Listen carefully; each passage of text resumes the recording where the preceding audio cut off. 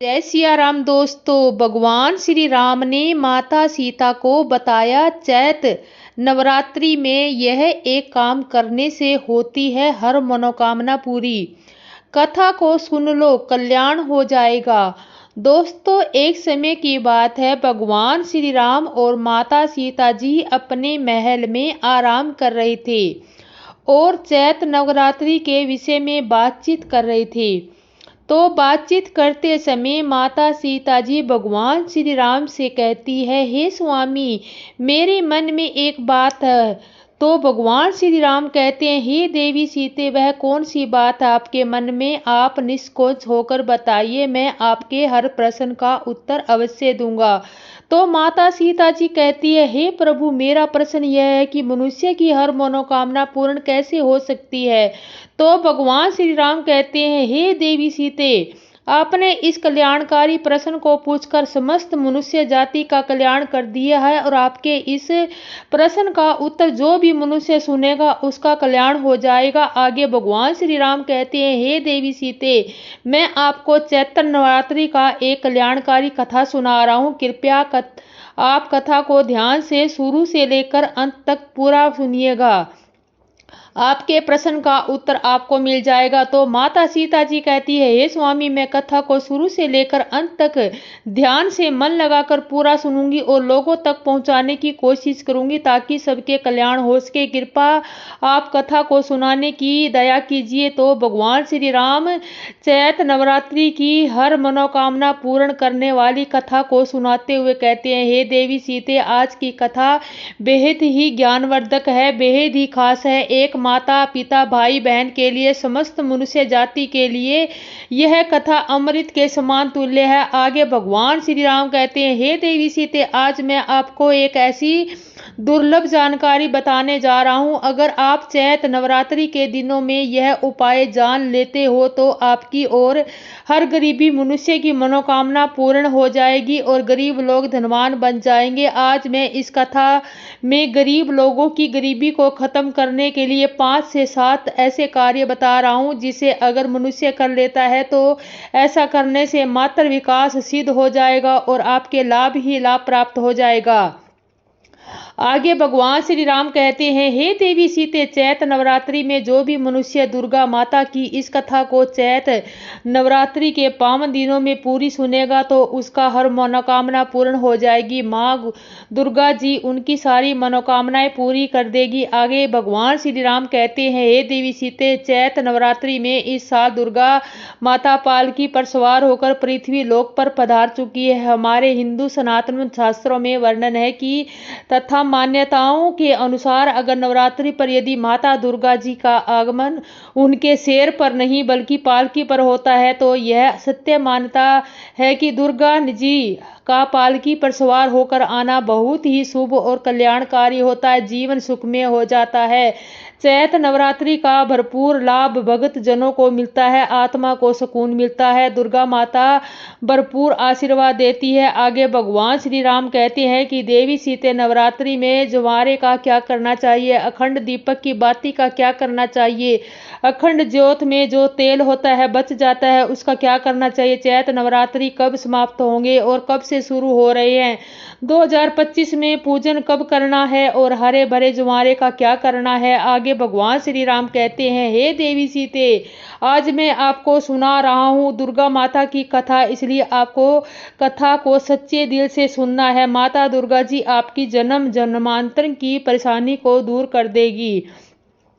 मैं यह जानकारी को इसलिए बता रहा हूँ ताकि चैत नवरात्रि में आप सब बाद में गलती ना कर बैठे। आगे भगवान श्री राम कहते हैं, हे देवी सीते, नवरात्रि के बाद में जो चावल होते हैं, जो ज्वारे होते हैं, जो दीपक की बत्तियां होती है, जितनी भी हम चैत नवरात्रि के समय में सामग्री चढ़ाते हैं उन सब का क्या करना है। बहुत से लोग तो यह सब गलत तरीके से नदी में वर्षित कर देते हैं और इसके फायदे नहीं जान पाते। इसलिए मैं बार बार बता रहा हूँ और मैं आप लोगों को फिर से जानकारी बता रहा हूँ कि यह कथा को ध्यान से सुन लें। इस कथा को सुनने के बाद आपको पूर्ण रूप से समझ में आ जाएगा कि सामग्री का क्या करना है। आगे भगवान श्री राम कहते हैं, हे देवी सीते, सबसे पहले मैं आपको बता रहा हूँ कि चैत्र नवरात्रि प्रारंभ कब से हो रही है। चैत्र नवरात्रि 2025 की शुभारंभ 30 मार्च 2025 रविवार से हो रहा है और इसका समापन 6 अप्रैल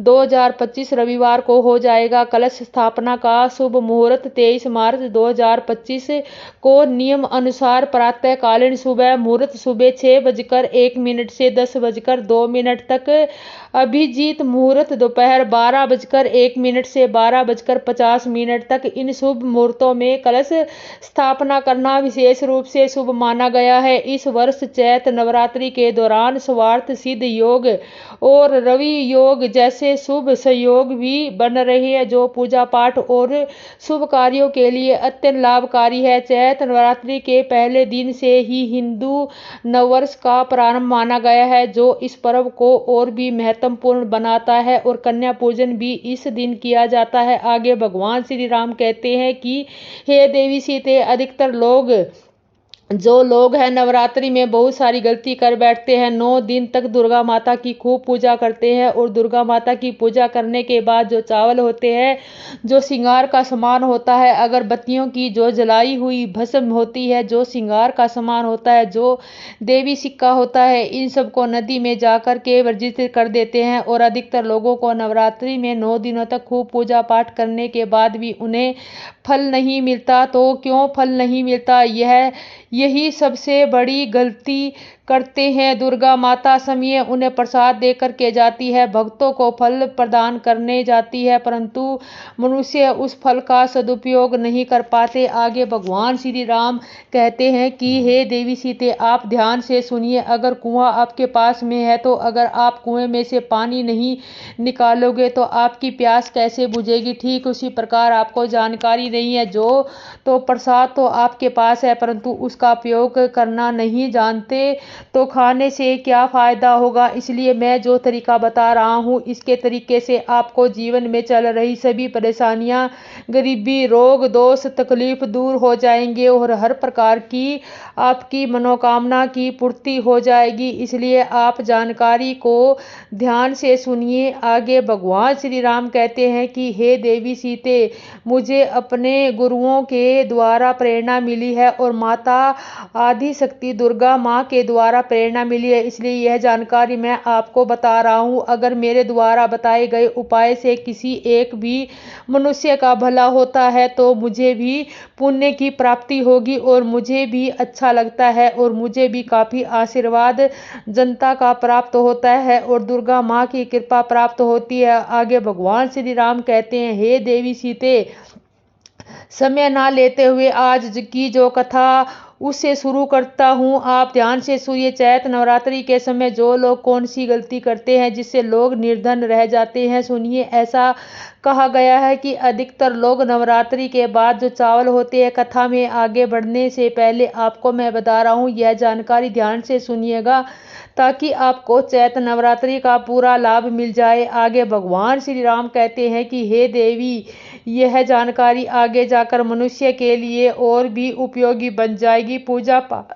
पाठ करने के बाद जो बचे हुए चावल होते हैं, दुर्गा माता को जो लोग चढ़ाते हैं, वही चावल की मैं बात कर रहा हूँ कि घर के चावल की जो दुर्गा माता को लोग क्षमा याचना करने के दौरान जो चावल चढ़ाते हैं, पुष्प चढ़ाते हैं, सिक्के चढ़ाते हैं, वह सब नदी में बहा देते हैं। आपने 9 दिनों तक दुर्गा माता की पूजा किए हो तो दुर्गा माता ने आपको प्रसाद स्वरूप चावल दिए हैं, पुष्प दिए हैं, सिक्के दिए हैं, उनसे आप नदी में बहा देते हैं। यही तो सबसे बड़ी मूर्खता है। 9 दिन का फल तो आप क्या करते हैं, सीधे नदी में जाकर बहा दिया करते हैं। तो ऐसा नहीं करना। जो चढ़ावे के चावल होते हैं, मैं इसी वीडियो में कई बार आपको लोगों को चैत्र नवरात्रि की जानकारी बता रहा हूँ। जो चैत्र नवरात्रि में जो बचे हुए दुर्गा माँ के चावल होते हैं, चढ़ाए हुए चावल होते हैं, उस चावल को आप अपने भंडार में रखना। भंडार का मतलब यह है कि आप अपने घर में जो चावल पका रहे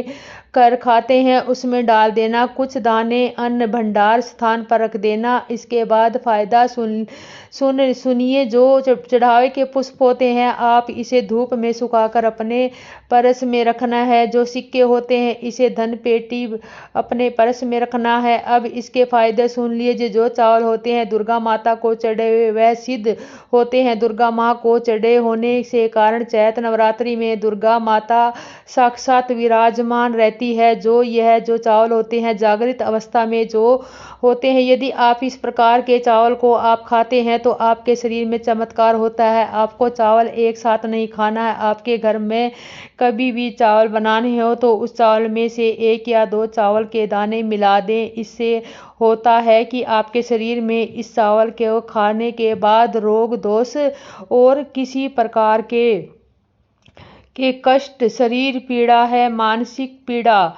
मानसिक पीड़ा वह दूर हो जाएगी और दुर्गा माता की कृपा आपको प्राप्त हो जाएगी। दुर्गा माँ की कृपा से आपके शरीर में एक ऐसी ऊर्जा उत्पन्न होगी, उस ऊर्जा से आप अपने आप को स्वस्थ पाएंगे और आप जहाँ भी चले जाइए, जो भी कार्य करिए वह कार्य आपका सफल हो जाएगा। आगे भगवान श्री राम कहते हैं, हे देवी सीते, आपको एक बात और बता रहा हूँ कि कभी भी इन चावलों को थोड़ा सा खाते ही आपका पेट भर जाएगा, यानी कि इससे तृप्ति जल्दी मिलती है और आपके घर में कभी भी अन्न धन की कमी नहीं रहती। अधिकतर जो भक्त हैं दुर्गा माँ को श्रृंगार का सामान जरूर चढ़ाते हैं और श्रृंगार का सामान चढ़ाने के बाद इसे आप लोग नदी में बहा देते हैं या फिर अन्य को दे देते होंगे, तो ऐसा आपको नहीं करना। जो श्रृंगार का सामान आप चढ़ाते हैं दुर्गा माँ के लिए 9 दिन के बाद इस श्रृंगार के सामान जो आपके घर की जो शादीशुदा महिलाएं हैं उन्हें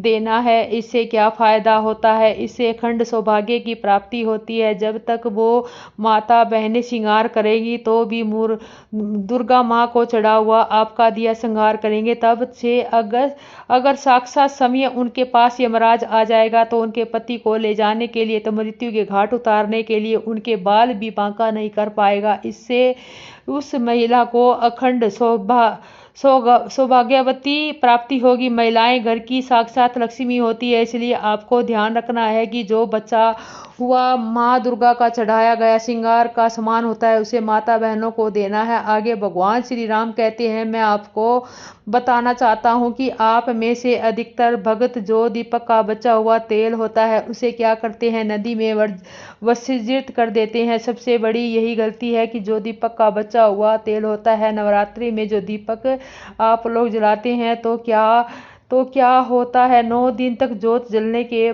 कारण दीपक में जो तेल बचा हुआ होता है जागृत अवस्था में होता है और जागृत चीज को अपना पूर्ण प्रभाव दिखाते हैं। आपने देखा होगा सभी मूर्तियों की पूजा नहीं होती। जब कुम्हार मूर्ति बनाता है या फिर पत्थर वाले को कारीगर मूर्ति बनाते हैं तो उस मूर्ति की पूजा नहीं होती और उस मूर्ति की पूजा होती है जिसकी प्राण प्रतिष्ठा होती है। तो कहने का मतलब क्या है कि दीपक का जो बचा हुआ तेल होता है वो जो जलने के कारण जागृत अवस्था में हो जाता है।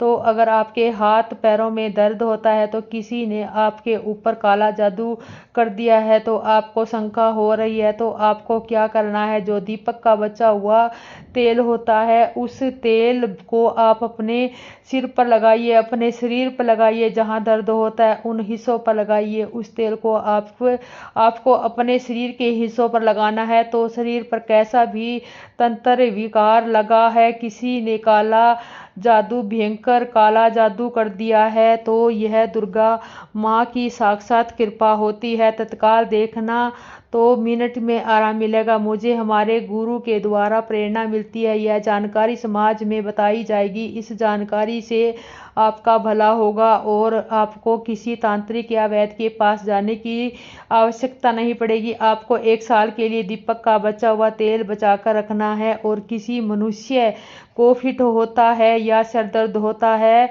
तो दर्द वाले हिस्से पर लगा सकते हैं। अगर उस वर्ष कभी कभी ग्रह नक्षत्र की पीड़ा के कारण सिर दर्द होता है तो वह सिर दर्द होना बंद हो जाएगा। यानी कि जितनी भी ग्रह है, राहु है, केतु है, दुष्ट शक्तियों का है जो साथ शरीर के 7 हिस्सों पर लगाया जाता है। हाथ कोहनी पर भी आप दिल के स्थान पर लगा सकते हैं, कट में लगा सकते हैं। इस प्रकार से कैसी भी आप अपने जीवन में परेशानी हो तो शरीर में लगा सकते हैं।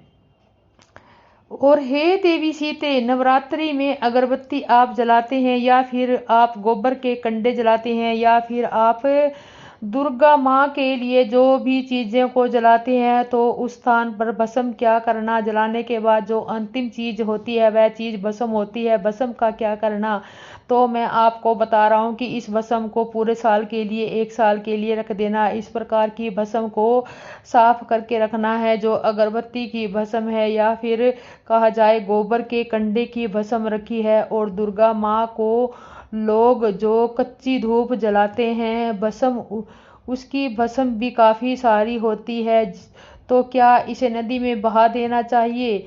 अगर नदी में बहा देना, बाकी कम से कम आपको 1 साल के लिए आपको यह भस्म आप अपने पास जरूर रखनी चाहिए। मैं भस्म के फायदे आपको बता रहा हूँ। आप प्रेम से जय माँ दुर्गे, जय माँ दुर्गे, जय माता दी बोल दीजिए, ताकि माता रानी आपकी पुकार सुन ले और माता रानी की कृपा आपको मिलती रहे। और प्रेम से जय दुर्गा माँ बोलने से दुर्गा माता की कृपा आपके ऊपर और हमारे ऊपर सदा बनी रहे, उससे हम सबको आनंद मिलता है। आगे भगवान श्री राम कहते हैं कि देवी सीते, जो भस्म होती है इसका क्या करना। अगरबत्ती की जो भस्म होती है इसे पूरे साल के लिए आपको बचा कर रखना है और इसे थोड़ी थोड़ी आपको खाना है। अगर आप चाहते हैं तो आपकी अधमाएं उत्पत्ति हो, आपकी प्रगति हो, तो दुर्गा माता के भस्म को थोड़ी थोड़ी मात्रा में खाना शुरू कर दीजिए। आपका जो सोचने समझने की क्षमता है इतना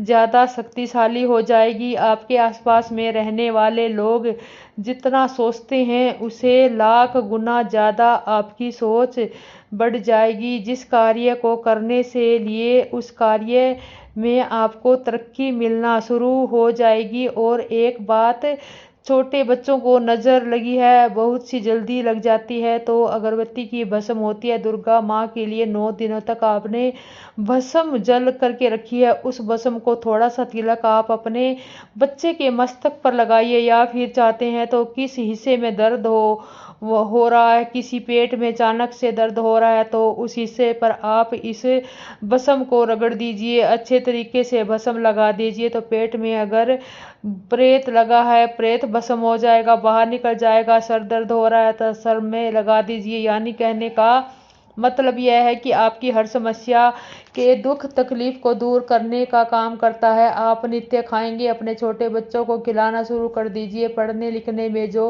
जो बच्चे कमज़ोर हैं उनको बुद्धि स्थिर हो जाएगी। कई लोग पढ़ाई लिखाई जो बांध देते हैं, कई लोग किसी की किस्मत को बांध देते हैं, तो अगर आप भस्म का तिलक लगाते हैं तो फिर यह अति उत्तम है। सोने पर सुहागा होगा आपके लिए और आपके बच्चों के लिए। जो पढ़ने लिखने को जो क्षमता है लाख गुना बढ़ जाएगी। आप जहाँ भी जाएंगे आपको भी अधमाए उत्पत्ति मिलेगी। इस भस्म का जब भी तिलक आपके सिर पर लगा रहेगा, कोई भी आपका बाल बांका नहीं कर पाएगा। और आप ध्यान से सुने, दीप की बाती का क्या करना है। आप में से अधिकतर लोग यह नदी में बहा देते हैं और अधिकतर लोग हैं ये धन स्थान पर रखते हैं, इससे फायदा नहीं मिलता। दीप की बाती भी हमेशा जागृत अवस्था में रहती है। ध्यान से सुनो, बाती को हमेशा आप अपनी हाथ पर पहनना है। आपको इसे अपने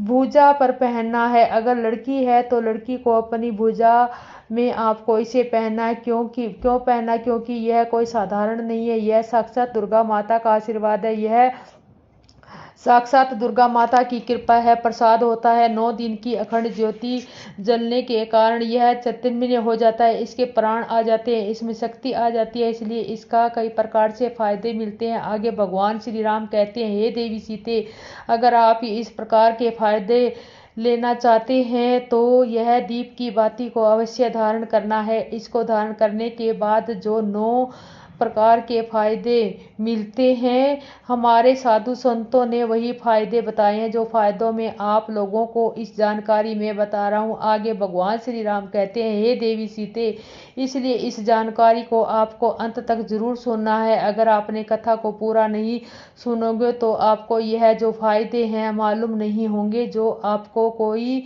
फल प्राप्त नहीं होगा। इसका पहला फायदा यह है कि अकाल मृत्यु एवं दुर्घटना से बचाता है। अगर कोई भी इंसान अपनी बाटी भुजा में पहना है, धारण किया है, तो ऐसे इंसान की कभी भी दुर्घटना नहीं होती, ऐसे व्यक्ति को कभी भी अकाल मृत्यु नहीं होती, क्योंकि ऐसे व्यक्ति के साथ में साक्षात दुर्गा माता की शक्तियां चलती है। यह तो आप धागा धारण किए हैं ना, तो यह बाजू में रक्षा कवच पहने, यह कोई साधारण बात ही नहीं है, यह साक्षात दुर्गा माता का आशीर्वाद, यह एक प्रकार की सुरक्षा कवच है। इसे पहनने के बाद कभी भी अकाल मृत्यु नहीं होती एवं दुर्घटना से यह हमेशा बचाव करने का काम करता है। इसका पूरा फायदा यह है कि नजर दोष एवं तंत्र बाधा से बचाता है। अधिकतर भक्त बोलते हैं कि नजर दोष से परेशान करते हैं, हे भगवान क्या करें। तो आप नजर दोष से बचना चाहते हैं, तो आप चाहते हैं आपकी अध्याय उन्नति हो, किसी की नजर दोष ना लगे, तो आपकी उन्नति हो, प्रगति हो, बिल्कुल हो। इसे साधारण धारण कीजिए। नजर दोष एवं मंत्र बड़ा तांत्रिक क्यों न आपके ऊपर तंत्र किए दे, वह तंत्र किया नहीं लगेगी, सदा आप बचे रहेंगे। इसका तीसरा फायदा यह है कि भूत प्रेत नीच शक्ति से बचाता है। आप कहीं भी मरघट में जाकर केरोगे तो भूत प्रेत आपका बाल भी बांका नहीं कर पाएगा। भूत प्रेत एवं नेगेटिव एनर्जी में इसको पहनने के बाद हमारा बचाव होता है। चौथा फायदा यह है कि लक्ष्मी माता की पूर्ण कृपा प्राप्त होती है। जो माता लक्ष्मी सिद्ध हो, लक्ष्मी जीवन में उनकी कमी ना हो, ऐसे व्यक्ति को अवश्य धारण करना चाहिए। लक्ष्मी माता की पूर्ण कृपा प्राप्त होती है एवं दुर्गा माता का आशीर्वाद भी मिलता है। इसका पांचवा फायदा यह है कि दैविक और भौतिक सुखों की प्राप्ति होती है। इसको साधन करने के बाद जो लोग दैविक सुख प्राप्त करना चाहते हैं, भौतिक सुखों की प्राप्ति करना चाहते हैं, तो ऐसे व्यक्ति को अवश्य धारण करना चाहिए। इसका छठा फायदा यह है कि मनोवांछित कार्य सफल होता है। अपने लंबे समय में से जो मनवांछित कार्य सोच करके रखे हैं वह सफल नहीं हो पा रहे, तो इसको धारण करने के बाद मनवांछित कार्य सफल शुरू हो जाता है। इसके सातवां फायदा यह है कि मनचाही नौकरी की प्राप्ति होती है। इसका आठवां फायदा यह है कि दैविक सिद्धि की प्राप्ति होती है। नौवां फायदा यह है कि माँ दुर्गा आपके शरीर पर हमेशा अंश रूप में विराजमान रहती है। जब तक आप इसे धारण करेंगे माता दुर्गा की अंश रूप में विराजमान रहेगी, और जाहिर सी बात है इसके शरीर में दुर्गा माता वास कर जाती है। ऐसे इंसान के जीवन में अन्न धन की किसी भी प्रकार की वस्तु का अभाव नहीं होता। आगे भगवान श्री राम कहते हैं, हे देवी सीते, दुर्गा के स्वरूप में किसी भी देवी की तुलना में आप दुर्गा माता की पूजा करना शुरू कर दीजिए। उनकी पूजा करने से माता दुर्गा की तत्काल प्रसन्न होती है। देवी का जो स्वरूप कहा गया है वह सिद्धि दात्री दुर्गा माता जी का जो स्वरूप है वह सिद्ध है, सिद्धि गायक। यह सभी प्रकार की सिद्ध को देने वाली सिद्धि अर्थात मोक्ष को देने वाली तो देवी माँ सीता का पूजन करने से सभी प्रकार की सिद्धि की प्राप्ति होती है, सभी प्रकार की कामना की पूर्ति होती है। इसलिए नवरात्रि के 9वें दिन इसकी पूजा के संभव कार्य को जो भी संभव कर लेते हैं, इसके लिए अधिकतर जितनी भी जातक और सातक सिद्ध करने वाले सातक माँ सिद्धि दात्री की पूजा करते हैं। और माँ कोई भी हो, चाहे असुर हो, चाहे मानव हो, जो चाहे कितना भी हो, उत्तम या नीच क्यों न हो, किसी पर माँ भेदभाव नहीं करती, सभी को यह सिद्ध प्रदान करती है। इनका जो बीज मंत्र सिद्धि दात्री के आप अधिकतर लोग सोचते हैं कि हे भगवान हमें सिद्धि की प्राप्ति करने के लिए क्या करना चाहिए। तो अगर आप सिद्धि प्राप्त करना चाहते हैं तो माँ सिद्धि दात्री की आराधना शुरू कर दें, और जो बीज मंत्र बताया गया है ज़्यादा होश के जाप करना। इस बीज मंत्र का जाप करने से आपको बहुत अधिक फायदा की होगा। और माता दुर्गा के 9 9 दिनों तक आपके घर में वास करेगी और आपकी जो भी दुख दर्द कष्ट है वह हमेशा के लिए अपने हाथ से अपने साथ ले जाएगी। आगे भगवान श्री राम कहते हैं, हे देवी सीते, इसलिए मैं आपको यह जो भी जानकारी बताया है वह आपको पूर्ण श्रद्धा भाव से करना है। माता दुर्गा जी आपकी हर मनोकामना जरूर पूरी करेगी। माँ दुर्गा जी बहुत ही चंचल और दयालु स्वभाव की है। थोड़ी सी पूजा पाठ करने से प्रसन्न हो जाती है। अगर आपने माता दुर्गा जी को प्रसन्न कर लिया है तो माता दुर्गा जी आपका घर धन धान्य से भर देगी। तो माता सीता जी कहती है, हे स्वामी, आपके मुख से माता दुर्गा जी की कथा सुनकर मैं धन्य हो गई। आपके द्वारा हर मनोकामना को पूरा करने से मुझे मिल गई है जानकारी। तो इस प्रकार भगवान श्री राम ने माता सीता के माध्यम से समस्त मनुष्य जाति के कल्याण करने के लिए यह कल्याणकारी जानकारी को बताई है। आशा करती हूँ कि आपको ये वीडियो अच्छी लगी होगी। और जय सिया राम दोस्तों।